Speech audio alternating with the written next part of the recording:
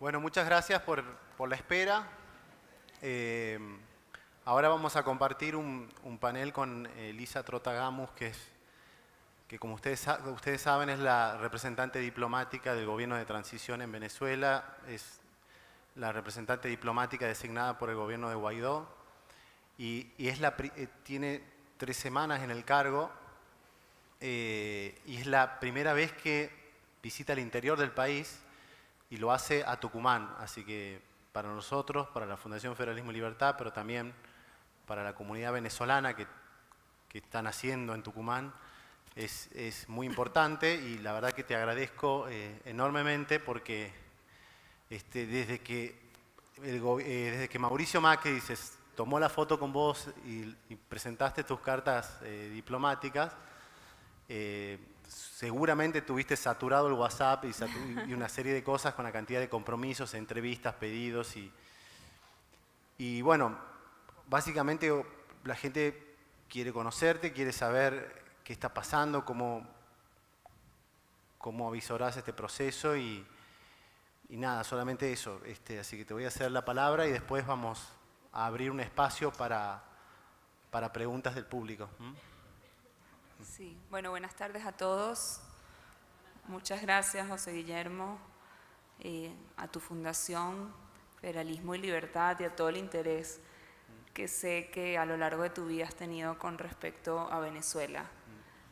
No nos habíamos podido conocer personalmente, pero habíamos estado en contacto antes y la verdad que estoy muy complacida de poder finalmente estar con la Fundación, estar con ustedes acá, compartir por supuesto con el embajador suizo en Argentina y poder saludar a tantos nuevos amigos venezolanos y argentinos que nos acompañan en esta causa. De verdad les agradezco de corazón, en nombre del pueblo venezolano y del presidente Guaidó, el interés que muestran constantemente en relación a lo que está sucediendo en Venezuela. Vengo un poco para contarles qué es lo que está sucediendo en Venezuela. Ha sido casi un mes, este sábado se cumple un mes desde que el presidente interino Juan Guaidó se juramentó. Y es importante que conozcamos, porque a veces es un proceso complejo, que a veces es difícil seguir la dinámica, que conozcamos cómo llegamos justamente a ese momento en donde el presidente de la Asamblea Nacional, Juan Guaidó, se juramenta como presidente interino de Venezuela. Tal y como todos recordamos, en el año 2013 fallece el presidente Chávez y es por eso que un mes después de su fallecimiento se convocan elecciones en donde resulta electo Nicolás Maduro por un poco menos del 1% de diferencia con en ese momento el candidato opositor Enrique Capriles Radonsky. Nicolás Maduro fue electo para cumplir su periodo presidencial del año 2013 al 10 de enero del año 2019. Posteriormente, en diciembre del año 2015, en Venezuela se realizaron elecciones legislativas de la Asamblea Nacional, que es un órgano unicameral, el órgano parlamentario nacional del país, en donde se alzó con una victoria abrumadora las fuerzas democráticas opositoras al régimen de Chávez y de Maduro, con 2/3 de las bancadas.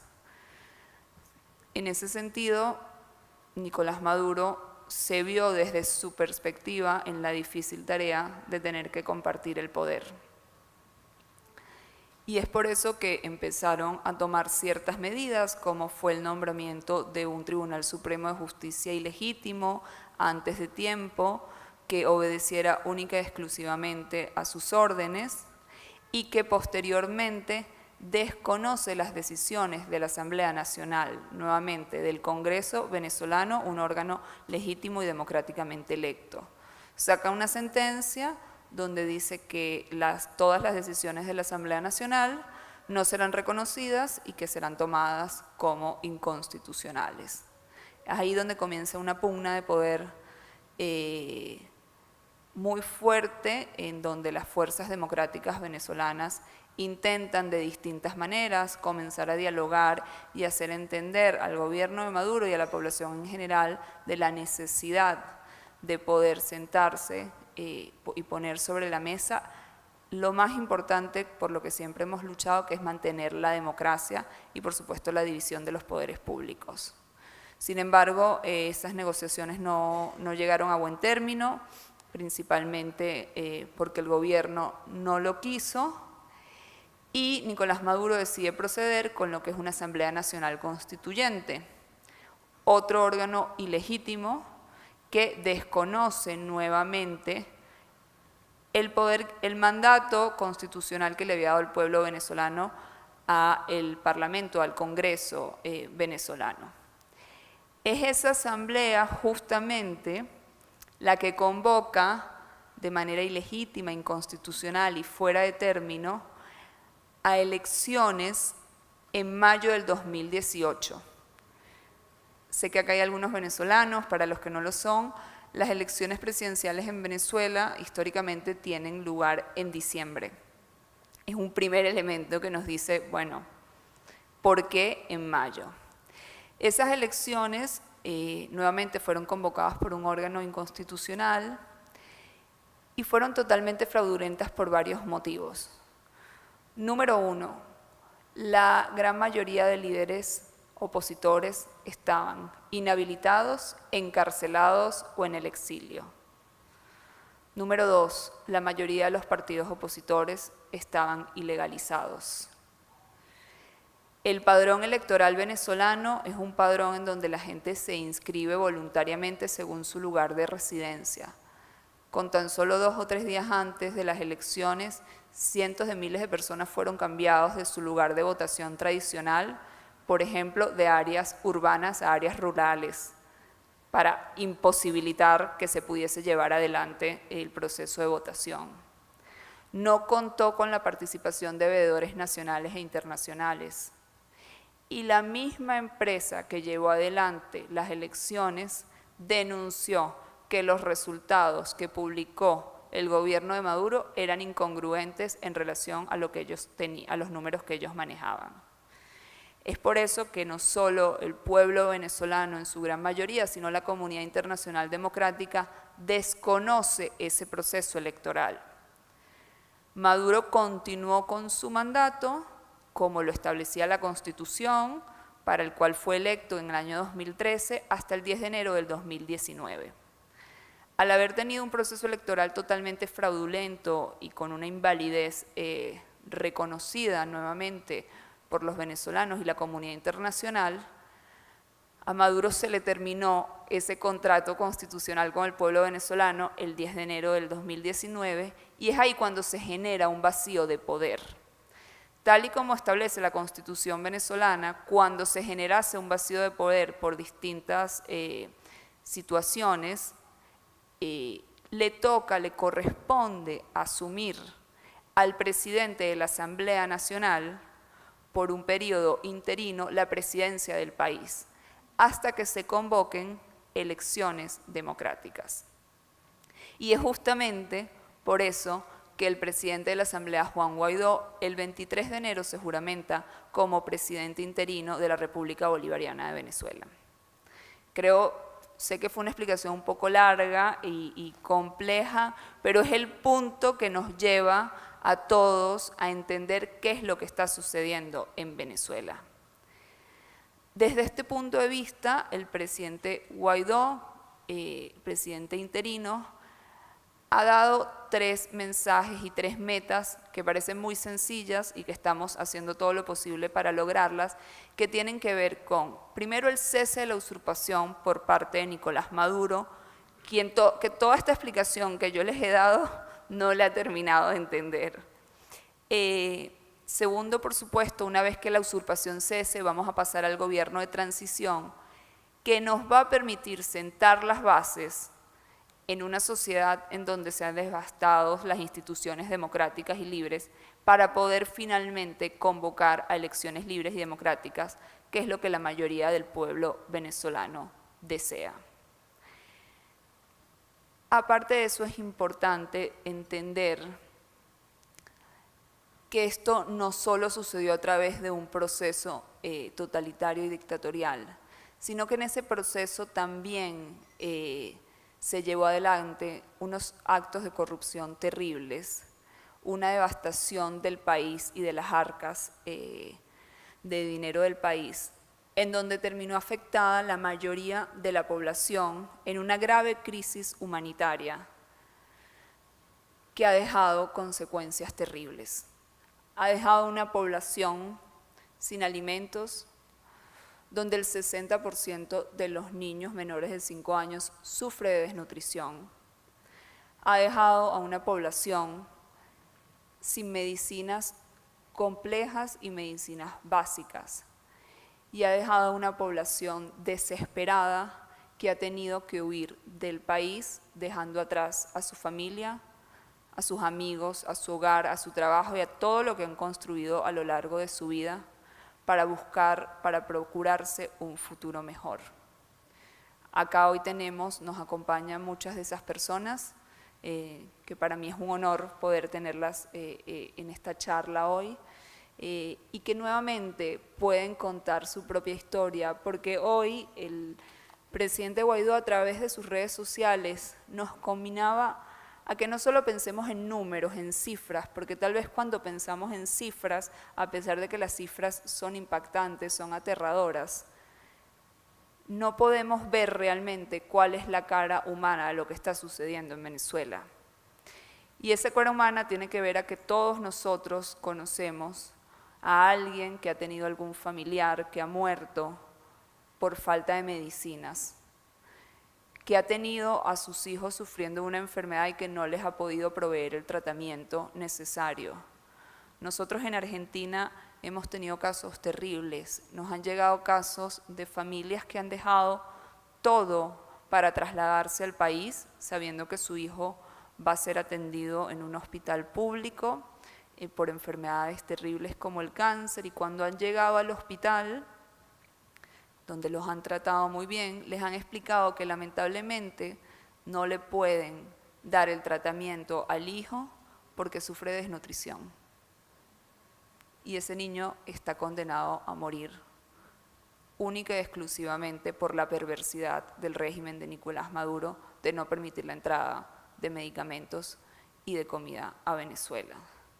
Todos conocemos a alguien que ha sido asesinado por la grave inseguridad que vive nuestro país, en donde en el 2018 mataron a 23.000 personas en manos de la delincuencia.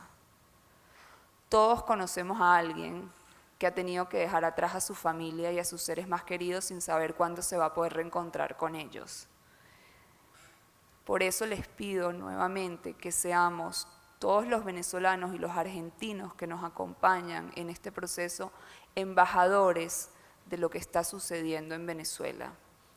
Muchas veces me han preguntado, bueno, ¿qué pasa con las personas que siguen apoyando a Maduro? ¿Qué pasa con los argentinos que tienen dudas acerca de lo que se publica en la prensa o acerca de las noticias que salen de Venezuela? Yo los invito a que salgan a la calle.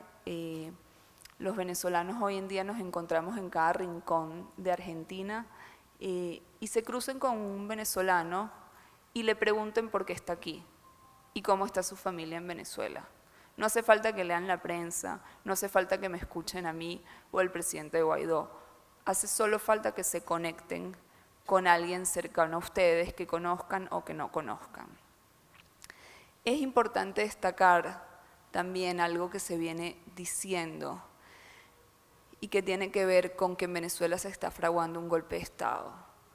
En Venezuela no se está fraguando un golpe de Estado, en Venezuela estamos viviendo la caída de una dictadura, y es así como tenemos que entenderlo y como tenemos que posicionarnos.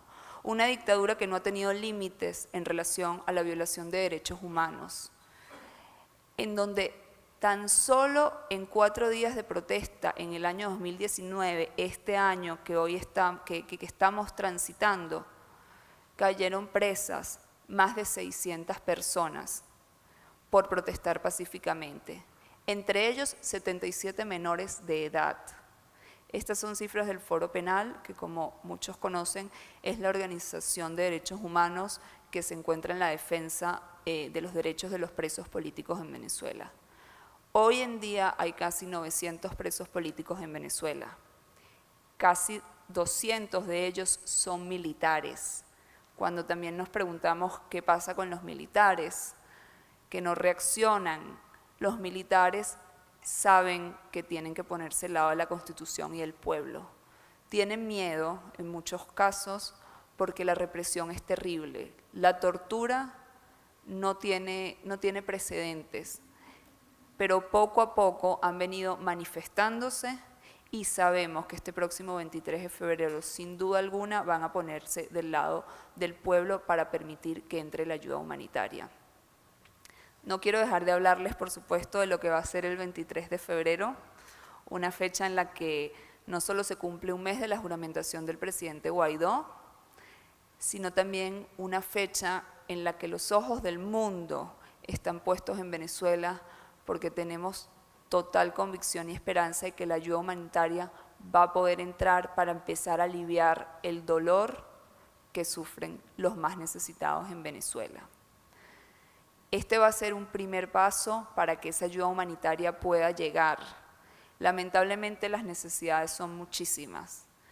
Las necesidades van desde los alimentos más básicos, las medicinas más básicos o los kits de cirugía más elementales. Los hospitales públicos muchas veces se tienen que ver en la necesidad de reutilizar jeringas. Tienen la imposibilidad de donar sangre, no porque no haya sangre, sino porque no hay reactivos para mantenerla. De condenar los médicos que hoy se encuentran en Venezuela y los médicos que han tenido que salir de Venezuela conocen muy de cerca lo que es la cara del terror, la cara de la tragedia, cuando tienen que condenar a sus pacientes a morir porque no hay insumos, los insumos más básicos. Y eso es lo que estamos procurando a partir del 23 de febrero. La ayuda de la comunidad internacional ha sido fundamental en este proceso. No es algo nuevo, hace mucho tiempo que la comunidad internacional quiere poder ayudar al pueblo venezolano en esta grave crisis humanitaria que tiene la sombra en Venezuela. De hecho, sabemos que Suiza, que es un claro ejemplo, ha sido parte fundamental de ese apoyo a través de muchas de sus organizaciones, como mencionaba el embajador, a través de la Cruz Roja, a través de Cáritas. Pero la ayuda internacional y la ayuda humanitaria no ha podido ingresar a Venezuela única y exclusivamente porque el régimen de Nicolás Maduro lo prohíbe. Hay toneladas de medicinas y de alimentos esperando poder entrar y estamos seguros que este próximo 23 de febrero vamos a poder cantar una primera victoria en ese sentido. El proceso es complejo. Nuevamente implica los 3 pasos que mencionamos antes y son pasos que tenemos que tener muy claros porque muchas veces solo por las ganas de ver a nuestro país hermano, para muchos los que no son venezolanos y en nuestro país Venezuela renacer, queremos que las cosas sucedan rápido. Yo no pido paciencia porque paciencia hemos tenido, han sido 20 años. Solo pido que nos mantengamos unidos, que entendamos que detrás de esto hay un liderazgo que tiene claro cuál es el objetivo y está actuando en ese sentido. Que nos mantengamos informados a través de los pocos canales de comunicación oficiales que se mantienen en Venezuela. Como saben, en Venezuela ha habido un cerco comunicacional terrible, no hay canales de televisión libres, no hay prensa impresa porque no hay papel y las pocas radios que quedan han sido prohibidos, inclusive que se hable el presidente Guaidó como presidente.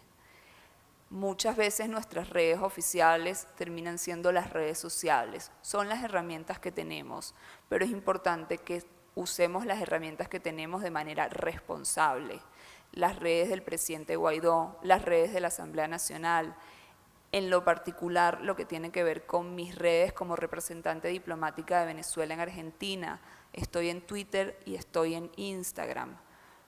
tienen que transmitirle esta información a todos aquellos que están interesados. Los invito nuevamente, no solo a los venezolanos, porque sé que hay muchísimo interés y creo que es algo que emociona constantemente recibir el apoyo, las palabras de aliento de tanta gente que nos cruza y que sabemos que están con nosotros, a que se interioricen con el Plan País. ¿Cómo vamos a avanzar en este sentido? ¿Qué son las preguntas que muchas veces tenemos? ¿Cómo vamos a poder volver? ¿Cómo vamos a reconstruir esa Venezuela que todos queremos ver? Muchas de esas herramientas ya están disponibles para todos. Vamos a organizarnos como lo hemos venido haciendo. Creo que hemos demostrado ser un pueblo y en este caso una diáspora organizada, y es lo que nos ha permitido ver una diferencia en este momento. Tenemos que seguir organizados, tenemos que seguir unidos, tenemos que seguir esperanzados de que estamos cada vez más cerca de que la democracia pronto pueda regresar a nuestro país. Muchas gracias a todos.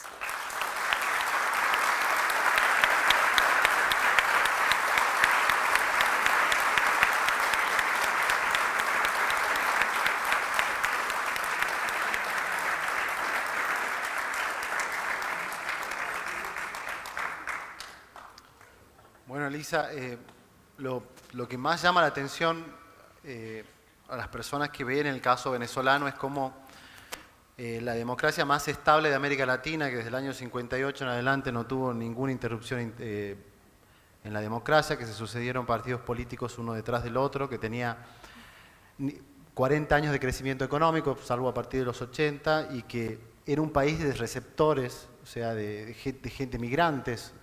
La gente que estaba perseguida en la dictadura militar argentina iba...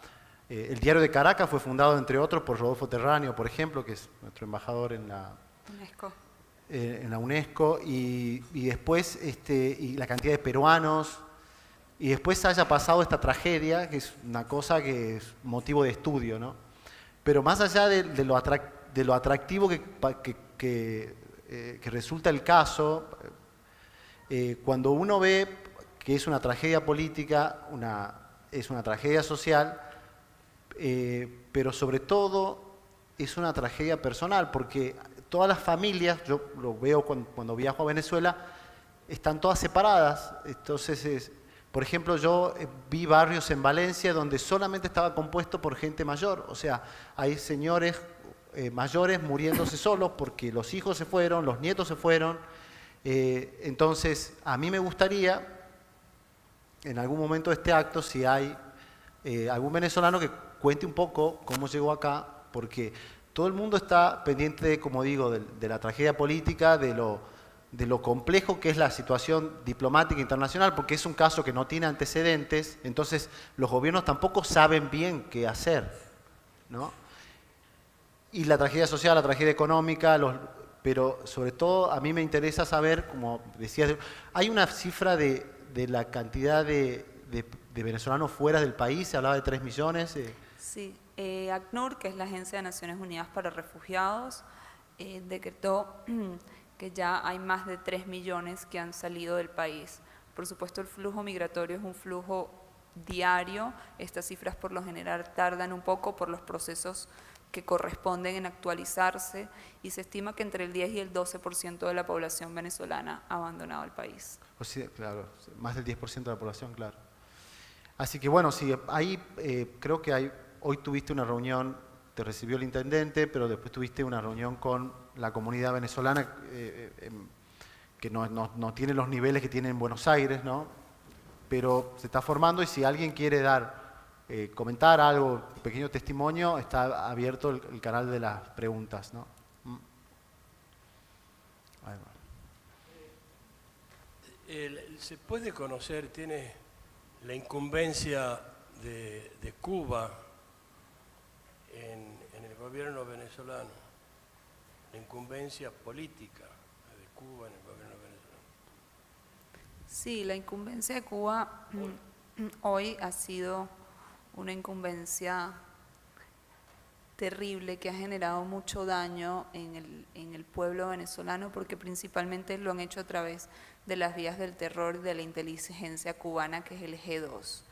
Hoy hablábamos más temprano en la charla que tuvimos la oportunidad de estar con los venezolanos que hoy están haciendo vida en Tucumán, y que, tal como decía José Guillermo, no están ni cerca de lo que es ser Buenos Aires, no están muy cerca, están realmente organizados, y confiamos en que tanto ustedes como todos los tucumanos y los argentinos que hoy los reciben los van a ayudar a que eso se dé muy pronto.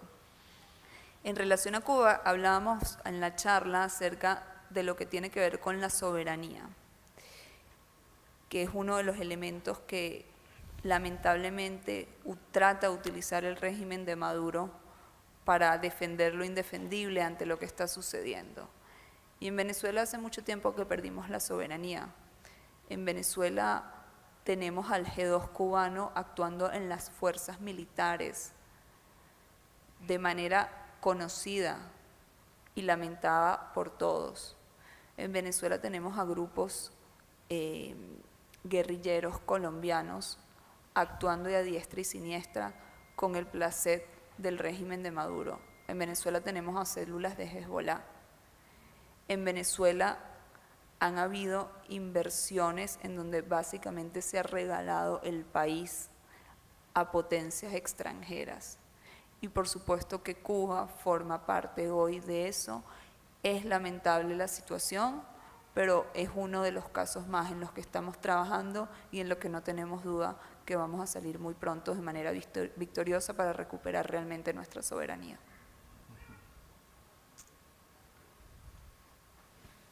Buenas tardes. Primero que todo quiero felicitar al Grupo Federación y Libertad por esa lucha constante por la libertad y la democracia, no solamente de Argentina, sino en países como el nuestro. Quiero agradecerle a nuestra embajadora la presencia aquí ante los tucumanos, los autóctonos y los recién llegados como mi persona, que me siento orgulloso de haber escogido Argentina. Viajé 6.200 kilómetros en moto, solo, sin saber para dónde venía, por cosas de Dios. Estoy aquí en Tucumán, una provincia muy productiva, muy próspera, con tierras fértiles, al igual que su gente. Mi pregunta para la embajadora, y disculpen que alargue, es ¿cómo vamos nosotros en un futuro cercano poder votar en las próximas elecciones legítimas acá en Argentina? Oriénteme, por favor. Gracias.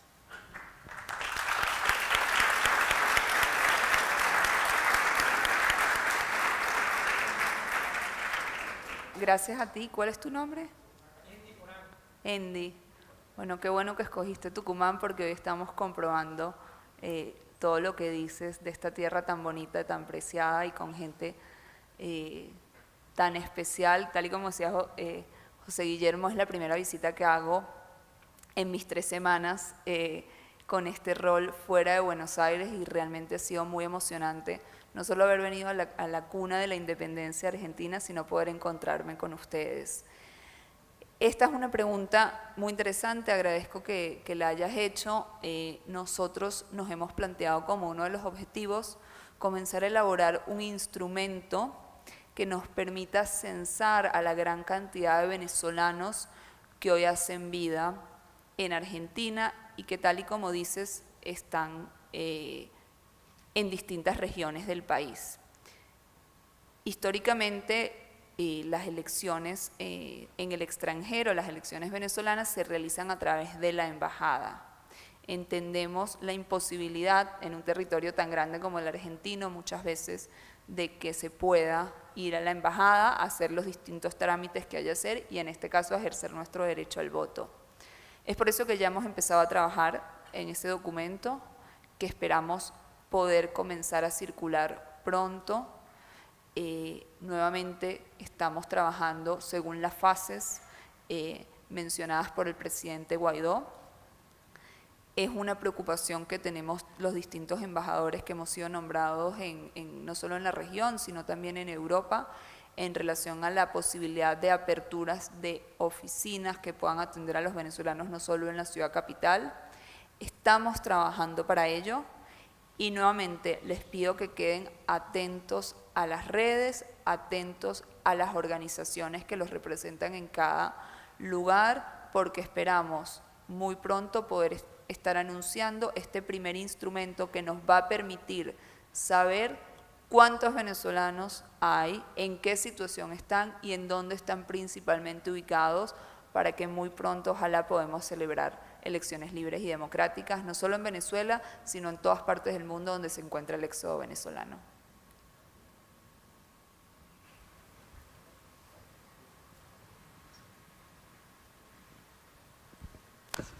Buenas tardes. Antes que hacer la pregunta quisiera expresar personalmente mis condolencias hacia el pueblo venezolano y desearles mucha fuerza en esta transición. Ahora, pasando a la pregunta, fuera de lo que son los reordenamientos locales que tiene planeado el gobierno de Guaidó, perdón por la redundancia, ¿qué plan tiene para la política exterior de esta nueva administración de Venezuela? Y, digamos, ¿qué planes tienen para la reintegración a los organismos internacionales? No entendí la última parte, disculpa. Sí, perdón. Digamos, ¿de qué manera planean llevar a cabo la reintegración a los organismos internacionales o también a las relaciones con el continente, con la región? Sí, gracias. ¿Tu nombre? Santiago Robles. Santiago. Gracias por tu pregunta. Bueno, tal y como lo hemos venido haciendo, el presidente Guaidó se juramentó el 23 de enero y el 29 de enero estaba designando a sus primeros embajadores y lo ha venido haciendo consecuentemente en las semanas que han seguido.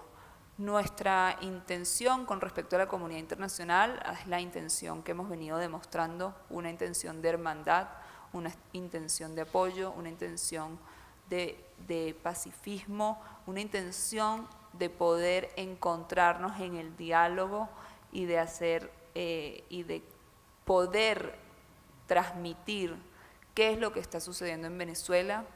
Es importantísimo el apoyo que hemos tenido de la comunidad internacional. Hoy más de 50 países han reconocido al presidente Guaidó como el presidente legítimo. Los que no lo han hecho estamos seguros que están en el proceso de hacerlo, porque esta es una crisis que ha trascendido a Venezuela. Esta es una crisis hoy en día mundial. Esta es una crisis de la que todos los ciudadanos del mundo, inclusive en rincones tan lejanos como puede ser Japón, están al tanto. El gobierno de Japón reconoció al presidente Guaidó, así lo han reconocido una diversidad de estados. Seguimos trabajando en esos y por sobre todo estamos muy agradecidos por todo el apoyo que hemos tenido. Especialmente en Argentina no puedo dejar de destacar el rol preponderante que ha tenido el presidente Mauricio Macri desde siempre, inclusive antes de ser presidente, siendo jefe de gobierno de la ciudad de Buenos Aires, donde mantuvo siempre el tema de Venezuela en su agenda, donde nos ha acompañado incansablemente en la lucha por la recuperación de la democracia y la libertad, y en donde le ha dado la bienvenida a los venezolanos a este país, entendiendo justamente la crisis humanitaria y ha flexibilizado las políticas migratorias para que todos los que hoy venimos con las mejores intenciones podamos hacer vida tal y como lo estamos haciendo en un país que nos ofrece lo mejor de sí.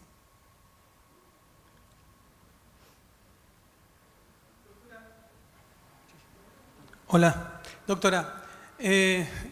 Su currículum realmente es muy extenso y muy interesante y creo que José en la presentación no hizo justicia en su lectura. Pero a mí me atrae especialmente su participación en el ámbito de los derechos humanos y en el derecho internacional. Y aquí va la pregunta.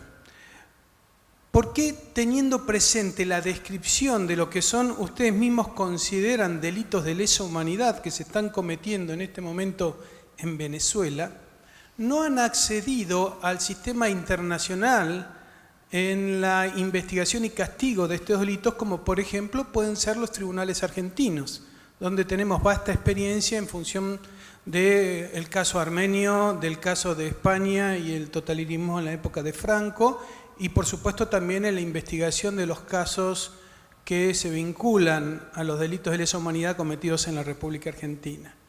¿Hay alguna razón política, hay alguna razón de falta de organización, tal vez, en ese sentido? Muchas gracias por su pregunta, doctor. Nosotros hemos accedido a algunos mecanismos internacionales. Como ustedes bien saben, muchas veces los mecanismos internacionales no tienen la celeridad que nosotros esperamos. El caso de Maduro y de varios de las personas que se componen alrededor de él se encuentra en la Corte Penal Internacional de La Haya intentando ingresar. Somos conscientes de la terrible violación de derechos humanos que se ha venido generando sistemáticamente en Venezuela y somos conscientes de la necesidad que tenemos de generar justicia. Pero también somos conscientes que para poder llegar a ello necesitamos transitar una etapa inicial que es la que hemos comentado. No podemos desviarnos en nuestro camino, tenemos que seguir trabajando principalmente por el cese de la usurpación para poder pasar al gobierno de transición y convocar unas elecciones libres. Y como parte fundamental de la reconstrucción del país, definitivamente va a tener que ver todo el tema de violaciones de derechos humanos y de poder llevar a la justicia a sus perpetradores. Argentina es un claro ejemplo de cómo deben tratarse estas violaciones. Argentina es un ejemplo histórico, es el primer país en el mundo que después de la caída de una dictadura, el gobierno inmediatamente posterior a la caída de esa dictadura logra llevar a criminales violadores de derechos humanos a la justicia. Para los que no los conocen, los venezolanos que todavía no se han podido interiorizar con la historia argentina en este sentido, los invito a que lo hagan. Es una historia trágica, es una historia de terror, pero también es una historia muy interesante de la cual tenemos mucho que aprender. Podemos, cuando uno visita los centros de clandestinidad y exterminio que existieron en Argentina, muchos de ellos se pueden visitar, no sé si en Tucumán hay alguno en específico, en Buenos Aires hay varios y está por supuesto la que fue la Escuela Mecánica de la Armada, donde no solo desaparecieron, sino que robaron a muchos bebés. Uno se da cuenta la similitud en las técnicas de tortura de lo que sucedió hace casi 40 años en relación a lo que está sucediendo hoy en Venezuela. Una de las primeras visitas que tuvimos oficiales fue justamente a la Secretaría de Derechos Humanos de la Nación, con su secretario Claudio Abruj. Esa secretaría hoy se encuentra justamente en lo que fue la Escuela Mecánica de la Armada, la ex-ESMA, entendiendo la importancia que tiene este tema para los venezolanos, para poder conectarnos y para poder contar, tal y como usted dice, con la asesoría de Argentina en esta materia y poder reivindicar los derechos de todos los venezolanos y sobre todo hacer justicia y no olvidar. Buenas noches, mi nombre es Gregorio Rosario. Bueno, ante todo lo quiero felicitar porque de verdad que sobrarían las palabras para decir lo contento que estamos con su presencia acá. Nunca pensé que iba a llegar a Argentina y de verdad me siento muy contento de muchas personas que no me conocían y me abrieron las puertas de su casa, ahora que estoy muy agradecido. Ante mi pregunta quiero decir de que me sentí en la necesidad de irme de Venezuela primero porque todos sabemos la gran crisis y arrancarme de mi familia fue y es muy difícil, y más allá de eso de que me quisieron robar mi sueño, que siempre ha sido, soy profesor de inglés, graduado de Maturín, Estado Monagas, y humildemente, más allá del sueldo, me encanta lo que hago. Y cuando me sentía de que los libros de inglés en Venezuela fueron cambiados automáticamente por la política madurista, yo automáticamente le dije al director, no voy a trabajar de esta manera porque si estamos aprendiendo otro idioma tenemos que conocer otras culturas. Y aparte de eso fue muchas decepciones y me tuve que ir. Pero antes de salir de Venezuela, he pasado muchos meses intentando esa gran interrogante de cómo tratar de que mi título universitario lo pudiera registrar, apostillar. Los antecedentes penales, a muchas personas que conozco se perdieron los papeles. en el caso de compañero que vino conmigo, aparece casualmente de que ya existe un usuario o que ya tiene una clave y no la puede recuperar. Esa es una gran interrogante porque nosotros como venezolanos trabajamos en cualquier cosa. Aprendemos a hacer cualquier cosa con toda la humildad que al salir de Venezuela, porque al salir de Venezuela automáticamente salimos de nuestra zona de confort y iniciamos nuevamente con toda humildad y manteniendo eso independientemente de las cosas que se puedan presentar. Pero esa es una de las interrogantes que tengo de cómo tratar de solucionar estando acá eso, el problema de usuario, de los antecedentes penales, que es muy difícil y que nos puede ayudar de una u otra manera. A mí me encantaría trabajar acá, en lo que yo me gradué hace muchos años como profesor de inglés. Me encantaría compartir mis conocimientos con las personas de acá. Es lo que amo, es lo que me encanta. También trabajo en lo que se pueda dar, pero lamentablemente, no lamentablemente porque soy optimista, quiero empezar a trabajar, no he empezado a trabajar porque como todo, en cada país se respetan la normalidad de las leyes. Bueno, si no tenemos DNI no podemos trabajar formalmente.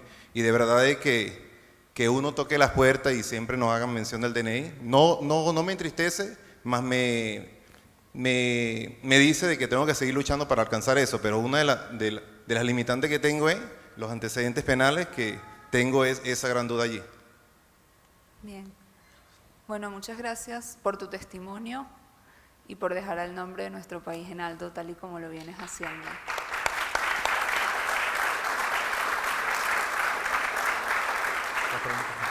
Entiendo tu caso, son casos que se han presentado comúnmente. Creo que debemos partir primeramente, tal y como lo mencionas, de que más allá de estas dificultades en el proceso, destacar nuevamente que Argentina ha sido un país de puertas abiertas, que continúa flexibilizando sus trámites migratorios para los venezolanos, por supuesto con el control que corresponde para la normativa, para poder asegurar, valga la redundancia, la seguridad del país. Hoy en día los antecedentes penales, como debes saber, no necesitan ser apostillados, solo necesitan ser generados desde la página de la página venezolana y presentar en la Dirección Nacional de Migraciones, quienes han generado en paralelo su propio mecanismo de seguridad para asegurarse que esos antecedentes penales son válidos internacionalmente. Mi respuesta a tu caso, yo evidentemente no puedo tener una respuesta para cada caso en particular, pero sí invitarlos a, tal y como hicimos hoy, en el compartir que tuvimos con la comunidad venezolana. No sé si tuviste la oportunidad de estar presente, si no te invito a que te conectes. Si bien todavía no es un grupo conformado jurídicamente como tal, se nota que están muy organizados y que tienen muy claras algunas de estas inquietudes y de cómo resolverlas. La manera y los instrumentos que tenemos en este momento son esos, son justamente apoyarnos en nuestros compatriotas, apoyarnos en todos los argentinos que nos brindan su colaboración, apoyarnos en tener información certera a través de las distintas organizaciones venezolanas que hacen vida en Argentina. Los invito nuevamente a los que estuvieron hoy a que puedan compartir toda la información hasta que estén conformados. No necesitan estar conformados legalmente para poder empezar a hacerlo, como sé que seguramente lo están haciendo a través de los distintos medios, de las redes sociales, y a poco ir orientando a nuestros compatriotas con el caso en específico como el tuyo. Una pregunta, perdón, ¿cuánto se calcula los venezolanos que ya están en el país?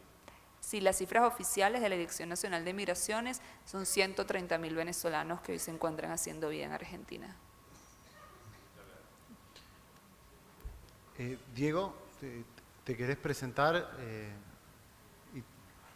¿Sí?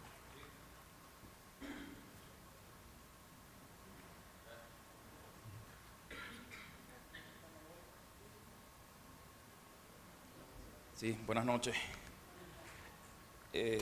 Bueno, mi nombre es Diego Guzmán, soy venezolano, soy músico, violinista y director de orquesta. Estoy viviendo acá en el Jardín de la República desde hace aproximadamente 2 años, ¿sí? así como muchos de mis compatriotas, de mis paisanos, salí del país en búsqueda de nuevas perspectivas merced a la situación imperante. Acá en Tucumán presenté un concurso para ingresar a la Orquesta Estable de la provincia, concurso que gané. Y asimismo estoy haciendo un trabajo a nivel de orquestas juveniles e infantiles, a semejanza de un programa orquestal creado hace más de 40 años por el maestro José Antonio Abreu, el sistema de orquestas, ¿sí? Mi relación con Argentina, bueno, siempre ha sido muy prolífica en el ámbito musical. Ya desde hace algunos años también estuve haciendo un trabajo de esta naturaleza en conjunto con el SOIJAR, con el sistema de orquestas juveniles e infantiles de Argentina. Y bueno, siempre agradecido totalmente con este noble pueblo por haberme recibido no solamente a mí, sino a todos mis paisanos, y por tanta cordialidad, por tanta solicitud para las nuevas perspectivas que nosotros nos hemos planteado. Y me imagino que nos vas a tocar algo ahora. Sí, cómo no. Si me permiten, bueno, yo voy a hacer, me gustaría esta mañana tuve oportunidad de tocar una pieza. Me gustaría en esta ocasión tocar dos. Porque sé que, bueno, por supuesto, además del público venezolano que se encuentra acá, también hay público argentino, público tucumano también. Y siempre cuento esta anécdota a mis compañeros de la orquesta, me llamó mucho la atención un violinista, creo que no es exactamente tucumano, pero es una referencia en el folclore de esta región, que hizo una versión en violín de una famosísima chacarera. Me llamó muchísimo la atención y bueno, antes de tocar la pieza venezolana me gustaría tocar esta pieza, la reconocerán inmediatamente.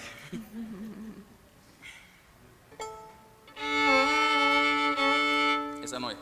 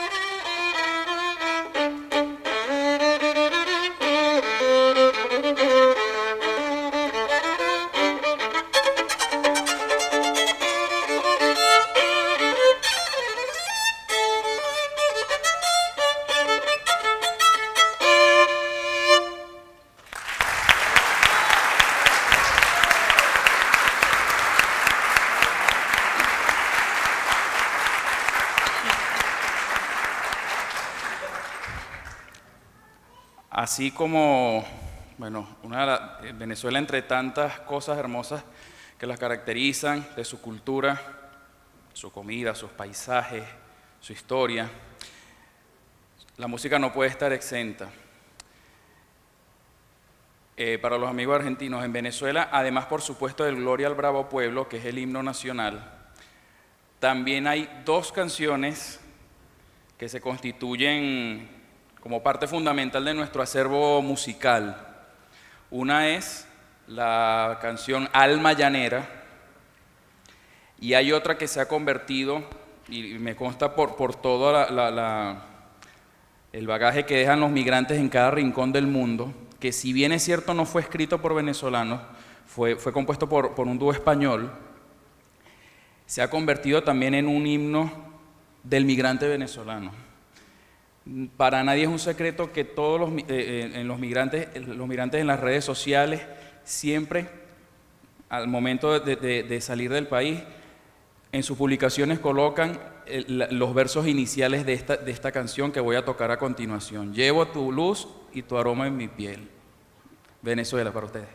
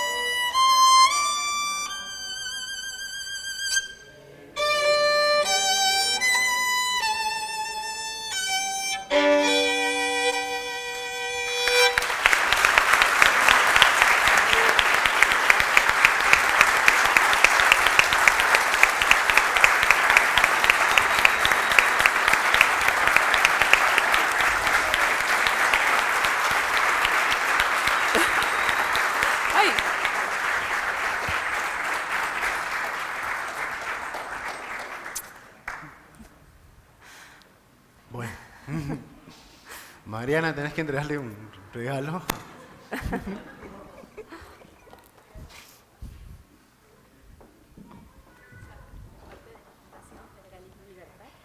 Queremos entregar esta caja que es hecha de productos de Tucumán con todos los productos regionales para que lo disfrutes. Muchísimas gracias. Gracias, muchísimas gracias.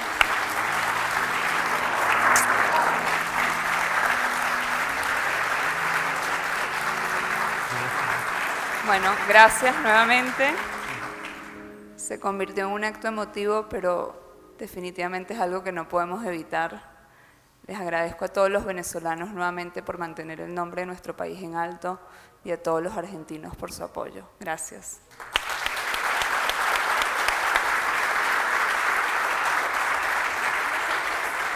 Gracias. Espero que comas el...